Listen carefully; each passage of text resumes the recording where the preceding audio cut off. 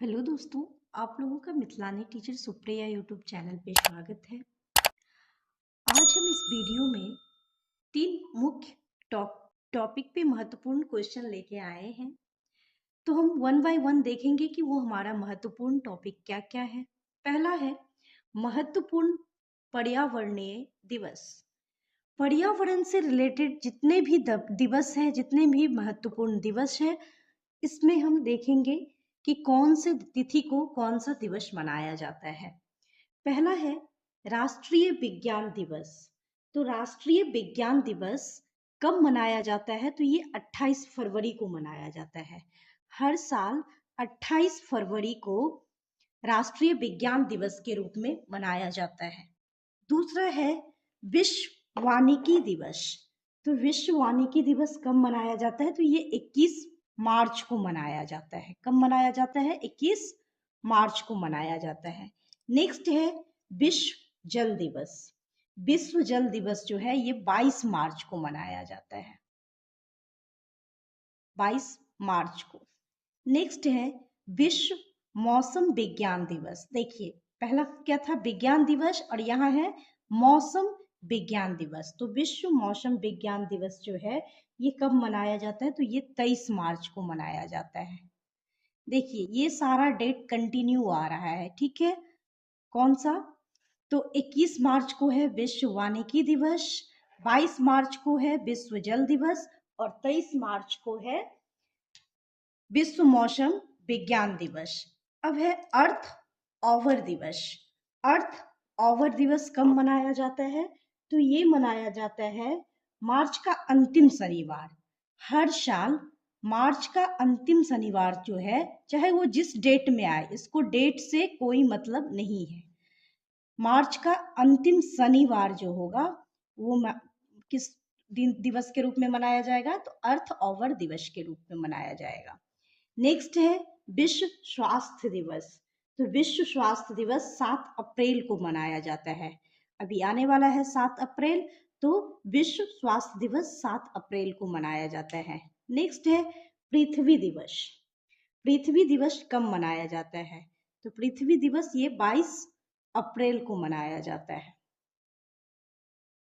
Next है विश्व जैव विविधता दिवस। विश्व जैव विविधता दिवस 22 मई को मनाया जाता है।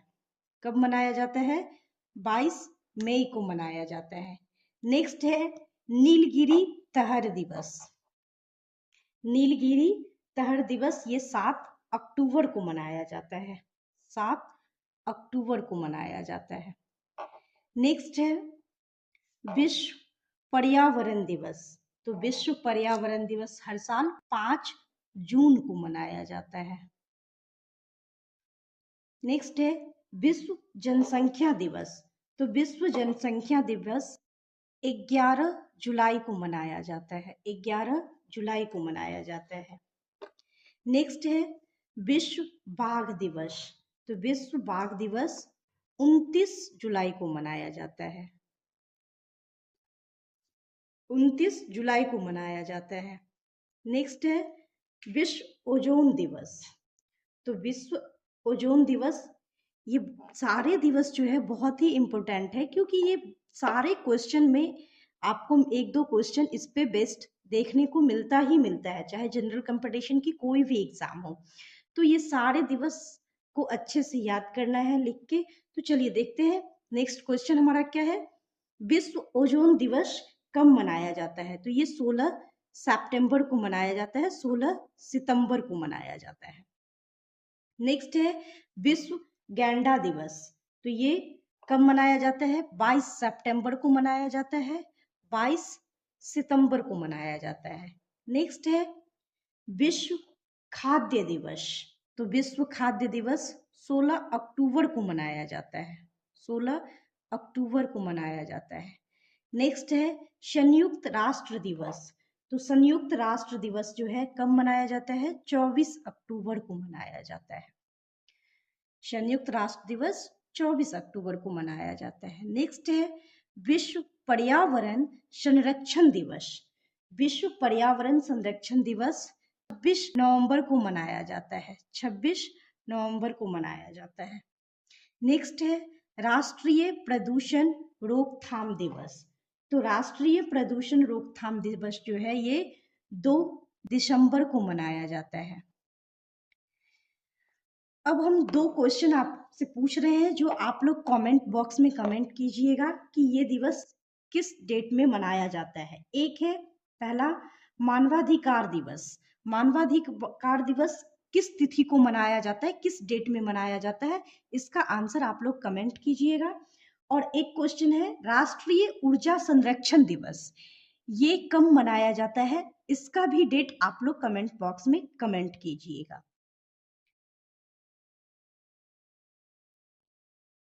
तो पहला टॉपिक जो हमारा था वो कंप्लीट हो चुका है कि जो महत्वपूर्ण दिवस था पर्यावरणीय दिवस, उसके बारे में हम लोग देखें। दूसरा टॉपिक जो हमारा है वो है महत्वपूर्ण मापन उपकरण, इम्पोर्टेंट मेजरिंग डिवाइसेस। तो डिफरेंट डिफरेंट डिवाइस का यूज किया जाता है, डिफरेंट डिफरेंट उपकरण का यूज किया जाता है डिफरेंट डिफरेंट चीजों को मापने के लिए। तो चलिए हम देखते हैं इस वीडियो में कि कौन से यंत्र के द्वारा किस चीज का मापन किया जाता है। तो पहला यंत्र का जो नाम है वो है अल्टीमीटर। अल्टीमीटर के द्वारा किस चीज का मापन किया जाता है, तो अल्टीमीटर के द्वारा उड़ते हुए विमान की ऊंचाई मापने हेतु इसका उपयोग किया जाता है कि कोई भी उड़ता हुआ विमान है जैसे एरोप्लेन है तो वो कितने ऊंचाई पे उड़ रहा है, यानी कि वो फ्लाई कर रहा है, तो इस चीज को मापने के लिए अल्टीमीटर का यूज किया जाता है। तो हम यहाँ लिखेंगे उड़ते हुए विमान की ऊंचाई मापने के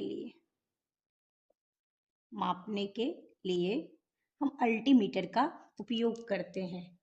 दूसरा है अमीटर। अमीटर का उपयोग, दूसरा यंत्र का नाम है अमीटर। अमीटर का यूज किया जाता है विद्युत धारा की तीव्रता को मापने के लिए। विद्युत धारा के तीव्रता को मापने के लिए, तीव्रता को मापने के लिए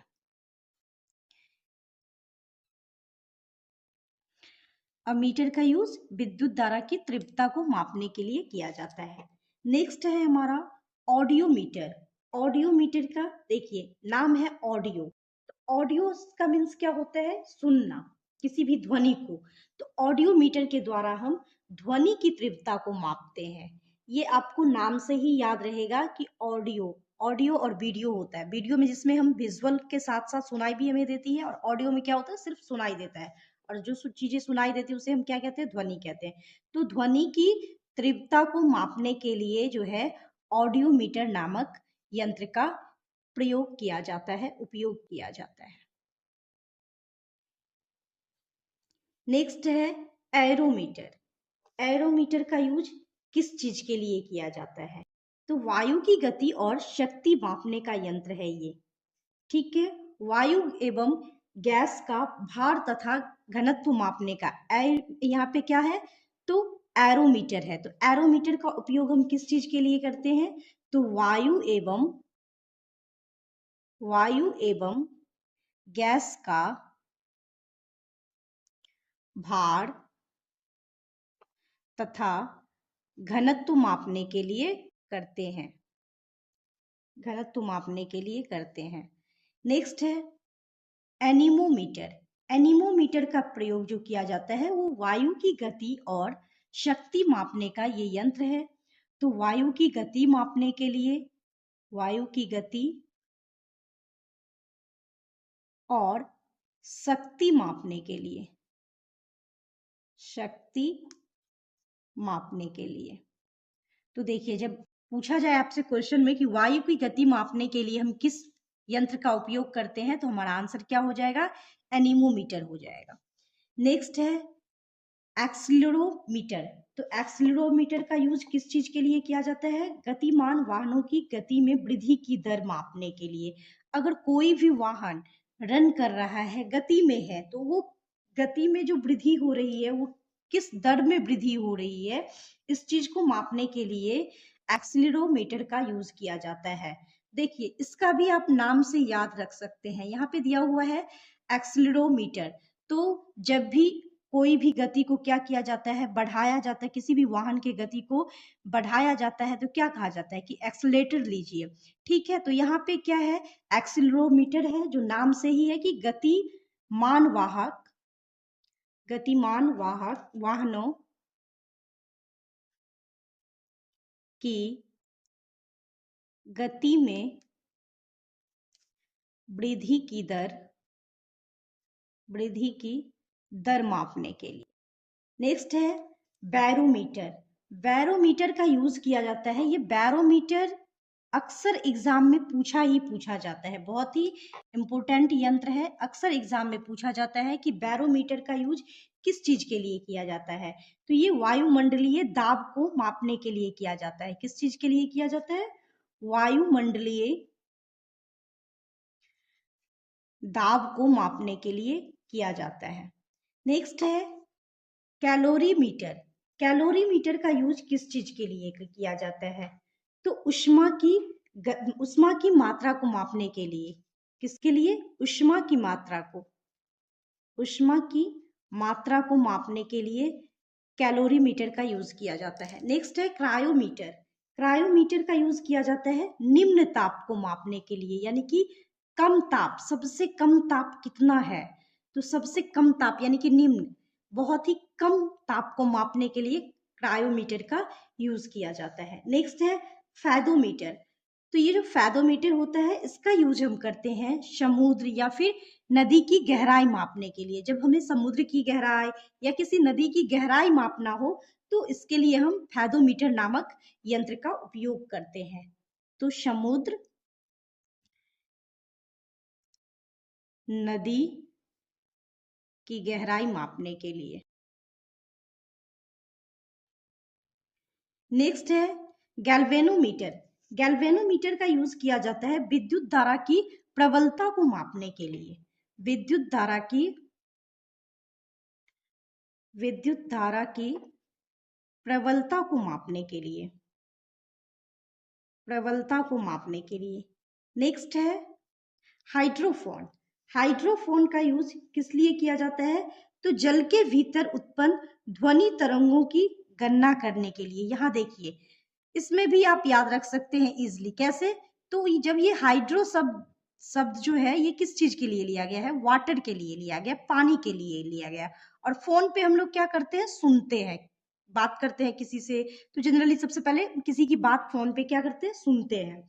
तो ये जो हाइड्रोफोन है ये जल के भीतर, हाइड्रो मीन्स जल, वाटर पानी, तो जल के भीतर जो उत्पन्न ध्वनि की तरंग होती है उसको, उसकी गणना करने के लिए, उसको सुनने के लिए हाइड्रोफोन नामक यंत्र का प्रयोग किया जाता है। तो जल के भीतर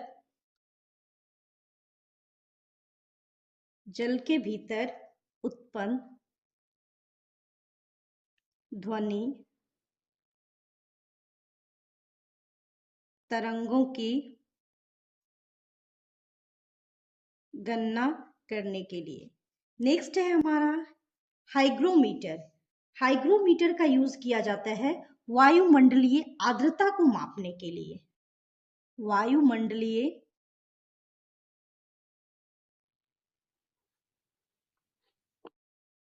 आर्द्रता को मापने के लिए। नेक्स्ट है हमारा लैक्टोमीटर। देखिए तो जो दूध में होता है, जो दूध से दही कन्वर्ट होती है, दूध से जो दही कन्वर्ट होती है वो किस बैक्टीरिया के थ्रू होता है, तो उसका नाम है लैक्टोबैसिलस। तो ये जो लैक्टो शब्द है वो मिल्क के लिए, दूध के लिए यूज किया जाता है ना। तो यहाँ पे दिया हुआ है लैक्टोमीटर। तो लैक्टोमीटर नामक यंत्र का जो प्रयोग है वो किस चीज के लिए किया जाता है, तो दुग्ध की शुद्धता को मापने के लिए। दुग्ध की शुद्धता को मापने के लिए। अब देखते होंगे कि जहां जहां दूध का सेंटर है ना वहां पे एक यंत्र का यूज किया जाता है जिससे दूध के माप को बताया जाता है कि किस दूध में कितना फैट है। तो वहां पे ये लैक्टोमीटर नामक यंत्र का ही यूज किया जाता है। नेक्स्ट है कि रेन गेज या फिर यूडोमीटर भी इसको कहा जाता है। रेन गेज या यूडोमीटर का उपयोग किस चीज के लिए किया जाता है? तो वर्षा की मात्रा ज्ञात करने वाला ये यंत्र है कि कितने, आप सुने होंगे कि जब कहीं पे किसी अदर स्टेट के या किसी प्लेस के जगह के बारे में पढ़े होंगे तो वहां दिया रहता है कि इतना सेंटीमीटर बारिश होती है वहां पे। तो ये कैसे पता चलता है कि इतना सेंटीमीटर बारिश होती है? तो ये बारिश की मात्रा को ज्ञात करने के लिए जिस यंत्र का यूज किया जाता है उसे रेन गेज या फिर यूडोमीटर कहते हैं। तो इसका प्रयोग होता है वर्षा की मात्रा ज्ञात करने के लिए, नेक्स्ट है पॉलीग्राफ। पॉलीग्राफ आप सुने होंगे या फिर देखे होंगे। जनरली ये चीजें सब सीआईडी में यूज किया, जो सीआईडी हम लोग देखते हैं टेलीविजन पे, तो सीआईडी में आपको दिखाया जाता है ऐसी चीजें कि किसी भी अगर कोई झूठ बोलता है तो उसे पॉलीग्राफ के थ्रू ये फाइंड किया जाता है कि वो सच बोल रहा है कि झूठ बोल रहा है। तो झूठ का पता लगाने वाला यंत्र जो होता है उसको क्या कहते हैं? पॉलीग्राफ कहते हैं। पॉलीग्राफ एक टेस्ट है जो जिसके द्वारा ये पता चलता है कि जो इंसान बोल रहा है वो सच बोल रहा है या फिर झूठ बोल रहा है। तो पॉलीग्राफ का यूज किया जाता है झूठ का पता लगाने के लिए, झूठ का पता लगाने के लिए।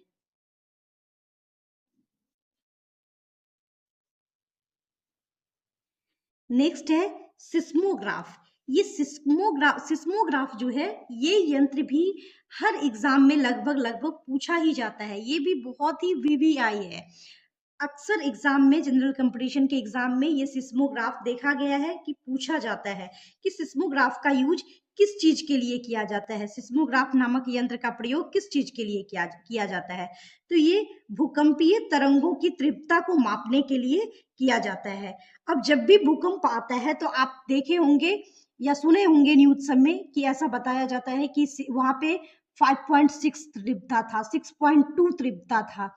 तो ये जो 6.2 दिखाता है या 5.8 दिखाता है वो कैसे? तो ये सिस्मोग्राफ नामक यंत्र से वहां की भूकंपीय तरंगों को मापा जाता है और तब पता चलता है कि इतना जो सेंटर था भूकंप प्लेस का वहां पे इतना आया हुआ था कि 6.2 है या फिर 5.8 है। तो यहाँ पे सिस्मोग्राफ का यूज होता है भूकंपीय तरंगों की तीव्रता मापने के लिए, तीव्रता मापने के लिए। अब हमारा तीसरा टॉपिक जो है वो है तत्वों से संबंधित प्रमुख तथ्य। इस टॉपिक में हम देखेंगे तत्व से रिलेटेड कि धातु क्या है, अधातु क्या है, कुल तत्व कितने हैं। तो इस टाइप के क्वेश्चन जो स्पेशली तत्व से रिलेटेड होगा उस चीजों को हम देखेंगे। तो चलिए एक एक करके हम क्वेश्चन देखते हैं कि क्या है क्वेश्चन। पहला है कुल ज्ञात तत्व। तो अभी तक के जो कुल ज्ञात तत्व है वो है टोटल 118। कितने हैं? 118 है। दूसरा है प्रकृति में प्राप्त तत्व। तो प्रकृति से जो प्राप्त तत्व है वो कितने हैं? तो 94 है। ये 94 ऐसे तत्व है जो हमें प्रकृति के द्वारा प्राप्त हुए हैं। कृत्रिम विधि से निर्मित तत्व। अब देखिए जो कृत्रिम विधि से बनाया गया तत्व है वो कितने हैं? तो वो 24 है। अब इसी दोनों को ऐड करेंगे तो 118 हो जाएगा, 118 हो जाएगा। तो टोटल तत्व ज्ञात जो है वो 118 है, जिसमें प्रकृति द्वारा जो है वो 94 है और कृत्रिम विधि से जो निर्मित किया गया है, बनाया गया है, वो 24 है। चलिए देखते हैं। नेक्स्ट है धातु तत्वों की संख्या कितनी है? ऐसे तत्व जो धातु है इसकी संख्या कितनी है? तो इसकी संख्या है 91। नेक्स्ट है अधातु तत्वों की संख्या कितनी है? तो धातु की थी 91 और अधातु तत्वों की कितने हैं? तो 20 है। कितने हैं? 20 है। नेक्स्ट है उपधातु तत्वों की संख्या कितना है? तो देखिए धातु अधातु में पता चल गया। अब क्या है? उपधातु तत्वों की संख्या क्या है, कितना है? तो ये है 7। नेक्स्ट क्वेश्चन नंबर 7 है भूपर्टी में सबसे अधिक मात्रा में पाया जाने वाला तत्व। तो जो भूपर्टी है उसमें सबसे अधिक मात्रा में पाए जाने वाला कौन सा तत्व है? तो ये है ऑक्सीजन। कौन सा है? ऑक्सीजन। ऑक्सीजन। नेक्स्ट है, भूपर्टी में सबसे अधिक मात्रा में पाए जाने वाला धातु तत्व। तो जब धातु तत्व की बात होगी तो ये है एल्यूमिनियम। क्या है? एल्यूमिनियम। एल्यूमिनियम है। नेक्स्ट हमारा क्वेश्चन है, सबसे हल्का तत्व कौन सा है? तो देखिए, सबसे हल्का तत्व, जितने भी तत्व है उसमें से सबसे हल्का तत्व होता है हाइड्रोजन। आप देखे होंगे कि हाइड्रोजन वाली जो बैलून आती है मार्केट में, अगर आप उसको छोड़ते हैं तो वो आसमान में बहुत ऊपर तक जाता है। रीजन क्या है? कि हाइड्रोजन सबसे हल्का तत्व होता है। दूसरा है कि सबसे भारी तत्व कौन सा है? तो सबसे भारी तत्व जो है, सबसे भारी तत्व जो है वो कौन सा है? तो ऑस्मियम है। कौन सा है? ऑस्मियम है। ऑस्मियम। नेक्स्ट है, सबसे हल्की धातु तत्व कौन सा? सबसे हल्का तत्व की बात हुई तो हाइड्रोजन, लेकिन यहाँ पे है धातु तत्व कौन सा है? तो जब धातु तत्व की बात होगी तो ये होगा लिथियम। कौन सा होगा? लिथियम। लिथियम सबसे हल्की धातु तत्व है, यानी कि सबसे हल्की धातु है। नेक्स्ट है कि द्रव धातु। द्रव धातु जो है वो कौन सा है? तो पारा है। पारा एक ऐसा धातु है जो कि द्रव के फॉर्म में होता है, लिक्विड के फॉर्म में होता है। नेक्स्ट है, द्रव अधातु कौन सा है? तो ये ब्रोमीन है। ब्रोमीन जो है वो क्या है? तो ये अधातु है, और ये भी किस फॉर्म में होता है? तो लिक्विड के फॉर्म में होता है, द्रव के फॉर्म में होता है। तो ब्रोमीन जो है वो द्रव अधातु तत्व है। नेक्स्ट क्वेश्चन हमारा है कि विद्युत की सबसे अच्छी सुचालक धातु तत्व कौन सा है? ये भी एग्जाम में पूछा जाता है, अक्सर एग्जाम में पूछा जाता है कि सबसे अच्छी सुचालक धातु कौन सा है, या फिर एक साथ आपको 3-4 धातु दे दिए जाएंगे और बोलेंगे, बोला रहता है कि उस क्वेश्चन में दिया रहता है कि इसको सीक्वेंस में सजाइए कि सबसे अच्छा धातु कौन, सुचालक धातु कौन सा है, फिर उसके बाद कौन सा है, उसके बाद कौन सा है, तो ऐसे रीअरेंज करना रहता है। तो यहाँ बात हो रही है कि विद्युत की सबसे अच्छी सुचालक धातु कौन सा है? तो ये होता है सिल्वर, चांदी। चांदी जो है वो सबसे अच्छी सुचालक धातु है।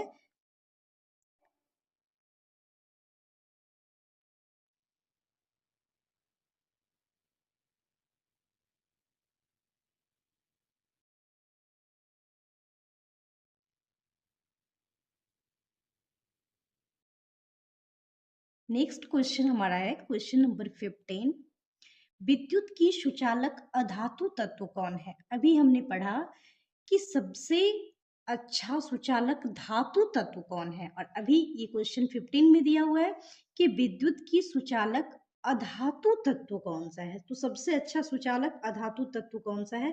तो ये है ग्रेफाइट। कौन सा है? तो ग्रेफाइट है।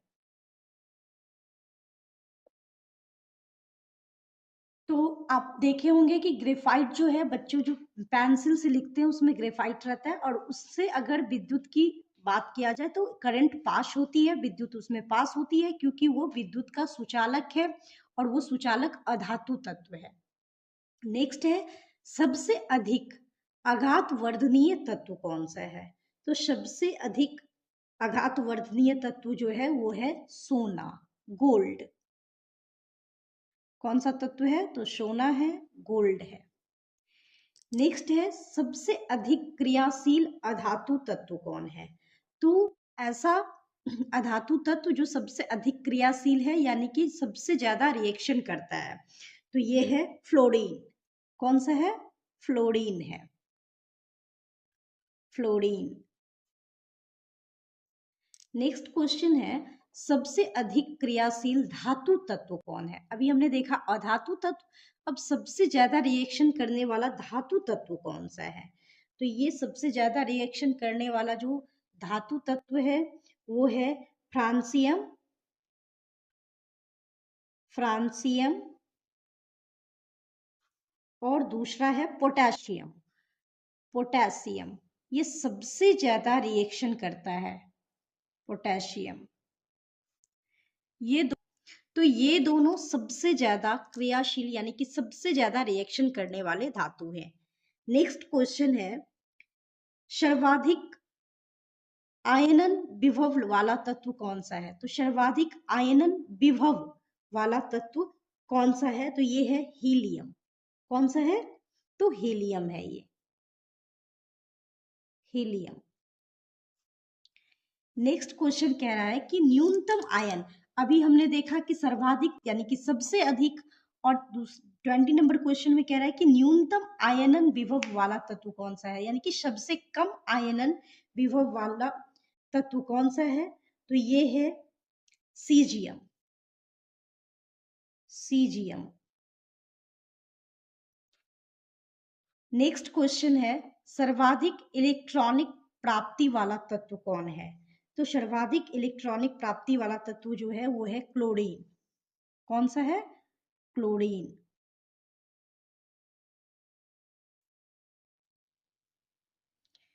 नेक्स्ट क्वेश्चन है सर्वाधिक विद्युत ऋणात्मक तत्व कौन सा है?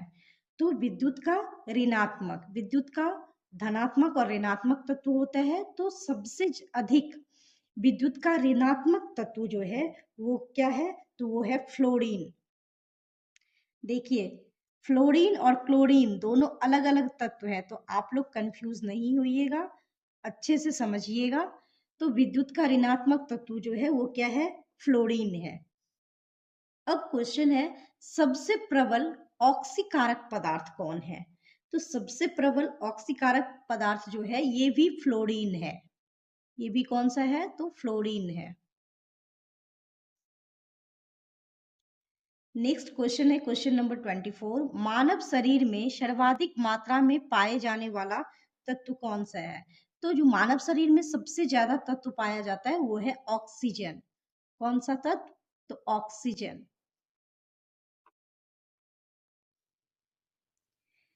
नेक्स्ट क्वेश्चन है मिट्टी के तेल में रखा जाने वाला तत्व कौन सा ऐसा तत्व है जो मिट्टी के तेल में रखा जाता है ताकि वो रिएक्शन ना हो, क्योंकि वो बहुत ज्यादा रिएक्टिव होता है? तो वो है सोडियम। सोडियम को मिट्टी के तेल में रखा जाता है, तो मिट्टी के तेल में रखे जाने वाला तत्व है सोडियम। नेक्स्ट है कि हड्डियों एवं दांतों का निर्माण करने वाला तत्व कौन सा है? तो हम सब जानते हैं कि अगर बात हो हड्डी और दांतों की तो इसकी निर्माण किससे होती है? तो कैल्शियम से होती है। किससे होती है? कैल्शियम से होती है।